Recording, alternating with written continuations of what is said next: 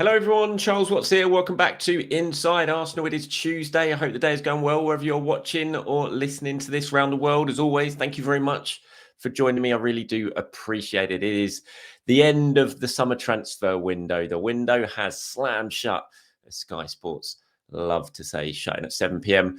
last night. And it's safe to say for Arsenal, it was a busy day, but for football, it was a busy day. It was a crazy, crazy transfer window. You get some summers, don't you, when it all just fizzles out and nothing happens, and you watch Sky Sports and laugh at how they've managed to talk about basically nothing for the entire day. They didn't have that trouble yesterday. It was a mad, mad day, which featured the British record transfer fee, with Liverpool signing Oleksandr Isak, loads of other big deals. Arsenal signed a big player. They sold, they sold a couple of players. They loaned a lot of players. It was a busy, busy day at Arsenal and in the wider football world. So we're going to talk about that in today's show.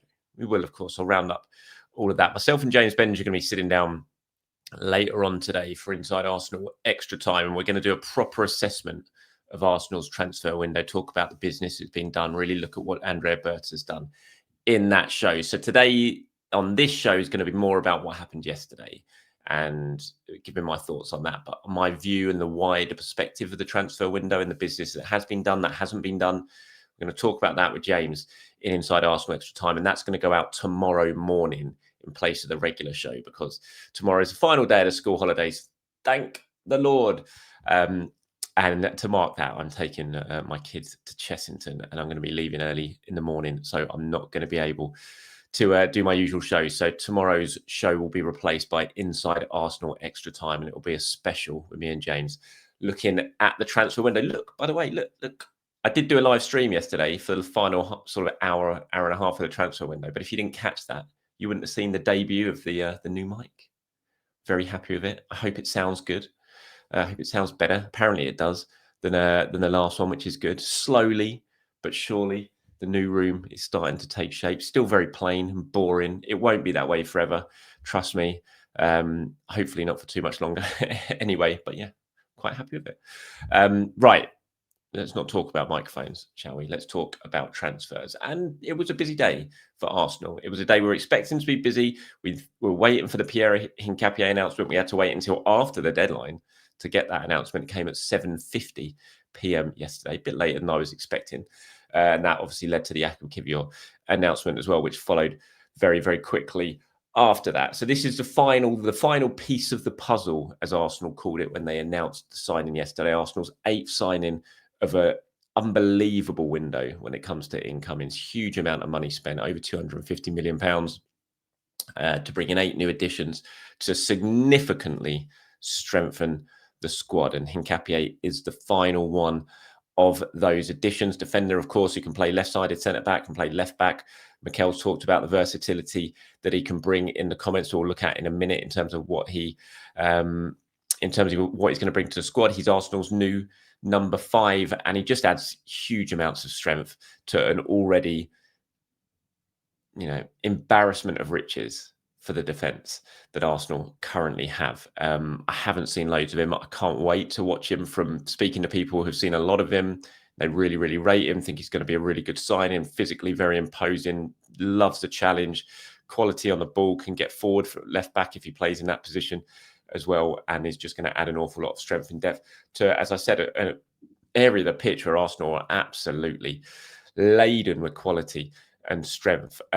Quotes wise, in terms of what both Andrea Berta and Mikel Arteta said, Andrea said, "We are delighted to complete the loan signing of the season for the season of Piero Hincapie.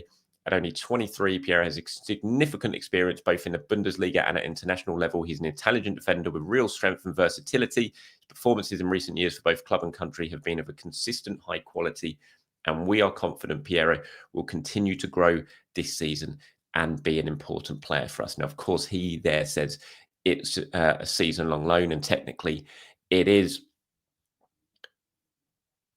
But we know that it's not really. Even by Leverkusen, when they announced it that there was an obligation as part of the deal. Obviously, for accounting reasons, at the moment, it's going down as an option, but there is an obligation there. James McNicholas wrote a really good piece in The Athletic today. If you haven't seen it yet, it's all over the social media.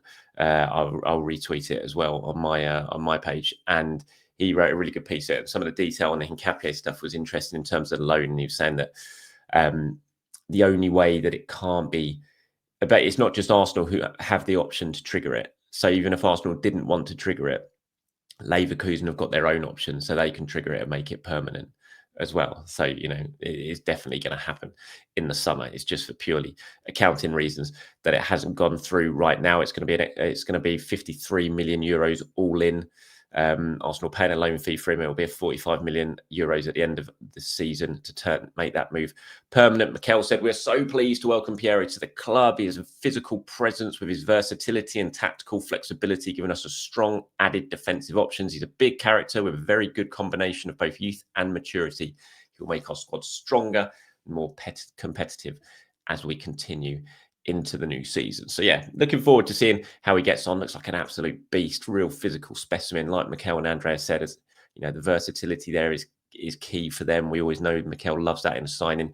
They both point out that although he's young, he's got an awful lot of experience, and he has, you know, he's part of a really successful Bayer Leverkusen side.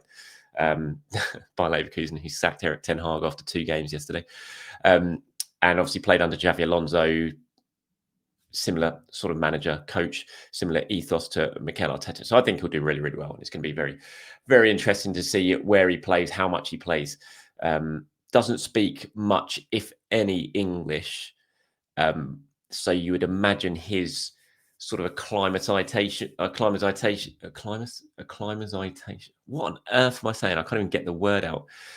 His adaptation period will be slightly longer than some of the other players. He will have to acclimatise to the squad, to the area, to the league, and it might take him a little bit longer. But there are a lot of Spanish-speaking players, obviously, in the squad, including the manager. So hopefully that will help with how quickly it takes him to adapt. So yeah, Hincapie in, that meant that that Arsenal now, when you look at the squad depth, it's just absolutely huge in defence. You look at that. If you're watching on YouTube, you can see there, you know, William Saliba, Mosquera, White, Gabriel, Timber, Calafiori, Mars Lewis Skelly, Piero Hincapie. The strength there is so, so strong in all areas across the back line. It's got to be the best defensive options in the world any team has. I cannot, for the life of me, think there is any squad in world football that has a better defensive core than that. I really, really can't. And that's before you add into the fact you've got someone like Declan Rice sitting ahead of him in midfield as well. You know, it's fantastic options Arsenal have got. And it's important because we've seen the injuries already. Ben White's been out basically for the season so far. Well, certainly for the last couple of weeks. William Saliba's picked up an injury. Mosquera came in, was brilliant at Anfield. It's what you want.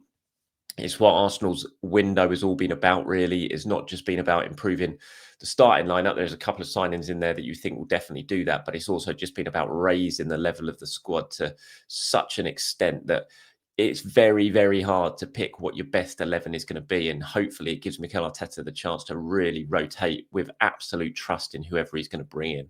And that has been the theme of this window for Arsenal, really. It's been about just raising the level across the squad, and it's impossible to look at the business that they've done and to look at the squad like it is now at the end of the window and not think they've achieved that. It's been an incredible window, unprecedented window, really, from an Arsenal point of view.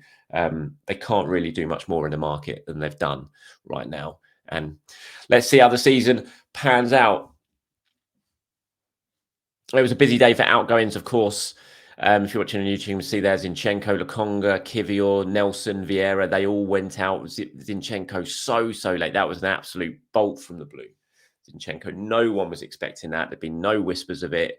Earlier on in the day, the message from Arsenal was he's staying. You know, there was talk about Marseille. There was interest from Marseille, but that deal couldn't get done. When that deal sort of fell through and Arsenal accepted that that wasn't happening, the belief was then that he was staying. But right at the end of the window, right before the deadline, Forest came in. Edu picked up the phone and they got a deal done. I don't think he didn't go to Forest. You know, he wasn't in Nottingham. I can't imagine they did a medical, or if they did, that must have been done. I'm pretty sure he's away in Ukraine at the moment on international duty. So it would have been done.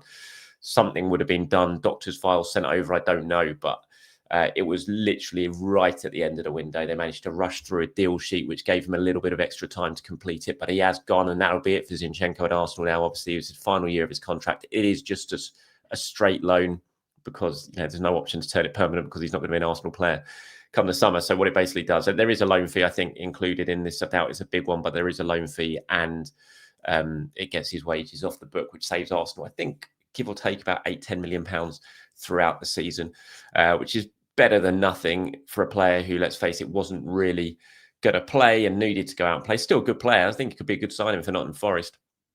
But yeah, it was a real left field one, that right at the end of the window. Well, it was after the window had shut. It was the first couple of hours after the window had shut. We suddenly heard it. David Ornstein breaking that story. So remarkably late piece of business by Nottingham Forest. And I think Arsenal will be quite happy that that has been done. It certainly saves them a bit of money, even if there isn't a transfer fee involved. Sambi Lokonga, he completed his move to Hamburg on a permanent basis. Nominal fee for Sambi. Haven't been given the full number yet.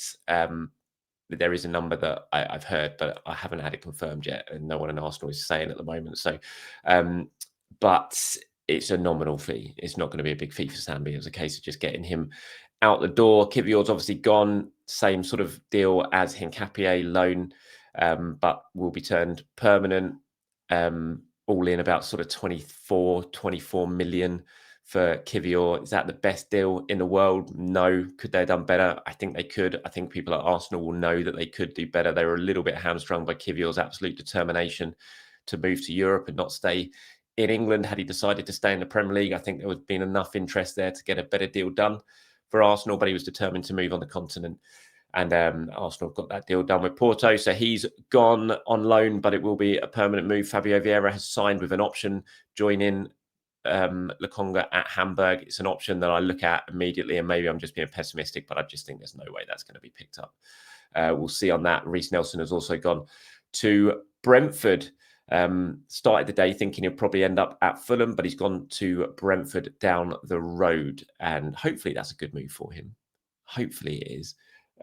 Be really nice to see Reece do really well there. I still think if he can stay fit, I think it could be a really smart piece of business for Brentford there. He's still got two years left on the deal. If he has a good season at Brentford, I see no reason why that move won't be made permanent if they can afford to pay his wages and take his wages on. I suppose a lot of that will be factored around whether Brentford stay up or not. And I did predict for them to go down.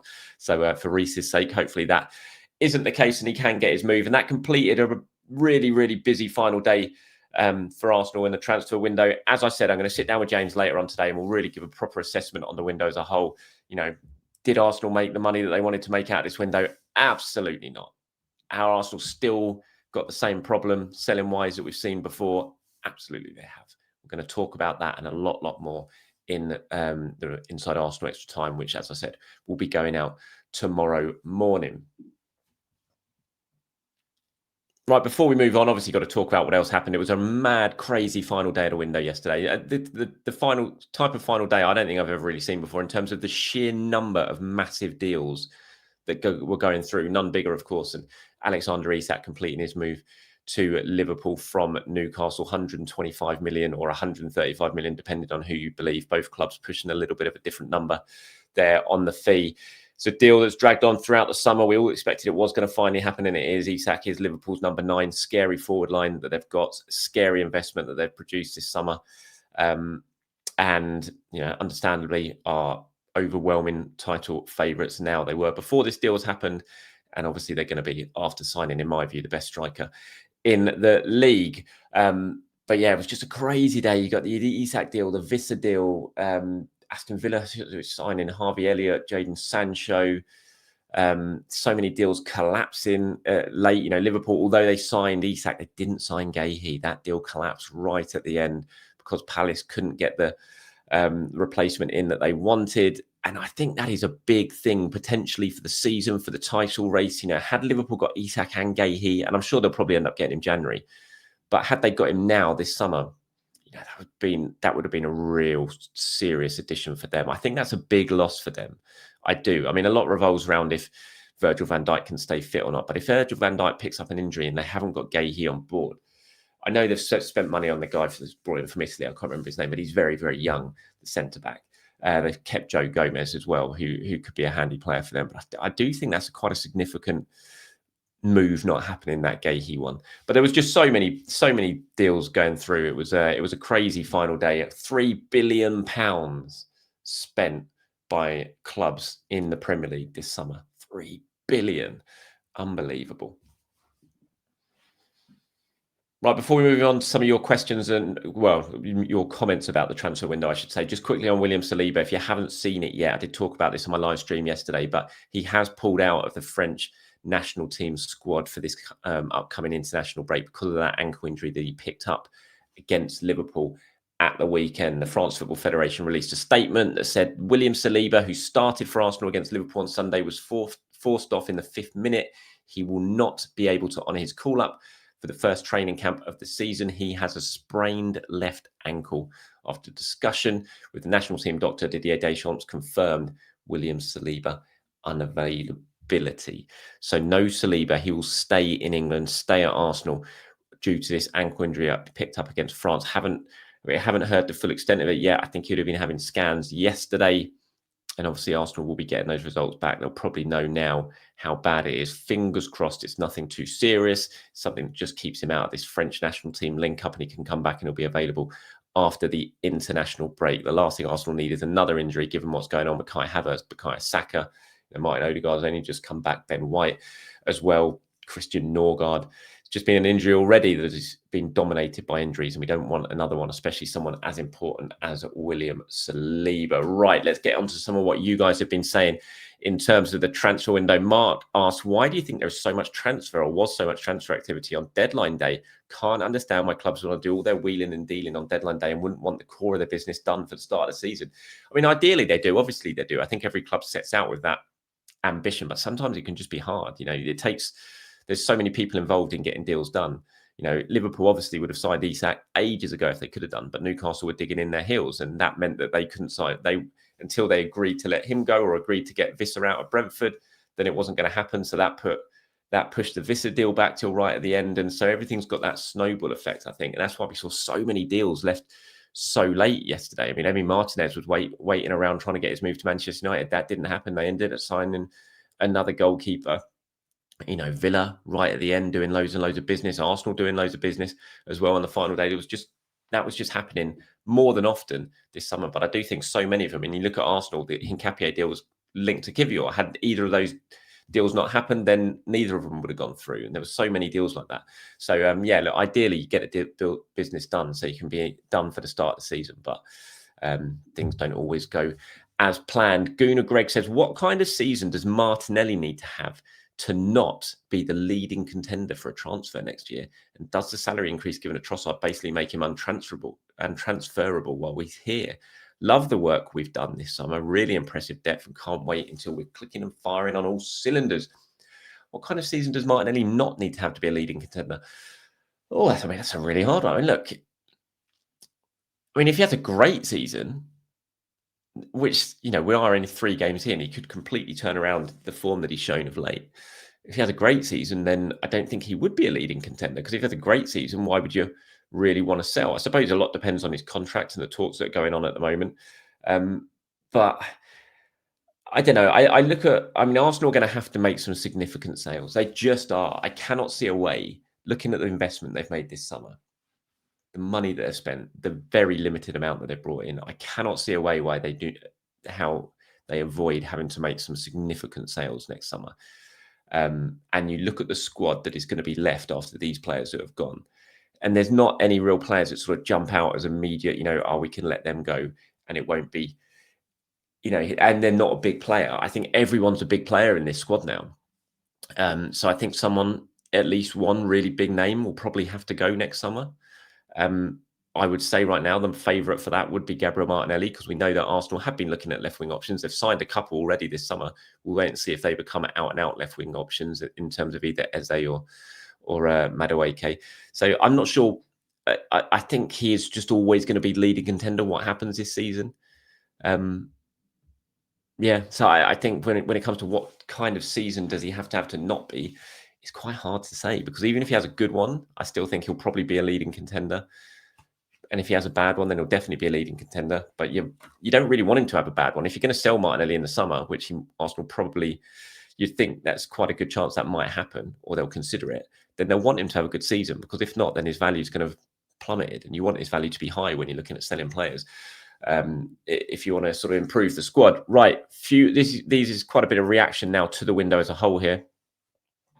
Balu says, hello, Charles. I believe now we have a healthy squad. I'm so excited. I don't know about the finance involved in those outgoings, but from a squad perspective, Berta did a great job. I'm really happy. Question, do we have an injury info on White and Norgard? Well, I'm hoping both will be back after the international break. White has been struggling with a hamstring injury, as far as I'm aware, and has been told, although I know that hasn't been confirmed anywhere else yet, but that's certainly what I was told. And you would hope that he's going to be back after the international break. And Norgard was very, very close to making it, I think, for the Liverpool game. And so, again, with another couple of weeks potential recovery time now before the Forest game, you'd hope he'll be involved as well. So we'll get updates from Arteta, I'm sure, after the international break. How are you now? Says, hi, Charles. Thanks for the hard work reporting throughout the window. Extremely happy with our window. This team is complete in my eyes for the first time in as long as I can remember. I believe we are now at the point that future windows will be strong with sales as we finally have a roster of 25 players with high value. Looking forward to the season ahead. Cheers, mate. And Carl says the transfer window is bittersweet. Love to support the new players, but it's with some regret we see some departures. Reece will always be one of our own.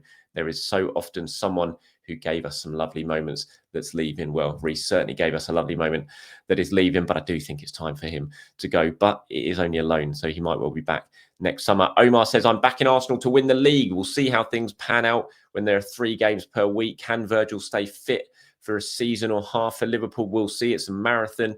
This season is a win-win for me. If we manage to win nothing, then Arteta goes and different manager inherits a fabulous side. And if we win, fabulous. And Colin finally says, enjoyed your live transfer coverage. Thank you. What a window for us. I don't recall a better one. The signings add quality and numbers. All fringe players found new opportunities, even Zinny to Forest. Who saw that one? Cheers, Edu. May not have made loads of profit on sales, loans, but those players we were never going to is one load of unrequired wages off the books, enabling the funding of this new Arsenal generation. That is a result. Well done, Berta. Wonders if he now goes on holiday after all of that. I imagine he probably will, because he has been a busy, busy man. And that's it from me today, everyone. Keep an eye out, as I said, tomorrow morning, Inside Arsenal Extra Time, myself and James Benge giving a real assessment of the transfer window, the signings, Andrea Berta's job, the sales. There weren't many of those, but everything will be wrapped up in Inside Arsenal Extra Time tomorrow. Have a good one, everyone. Enjoy your day. Speak to you soon. Bye-bye.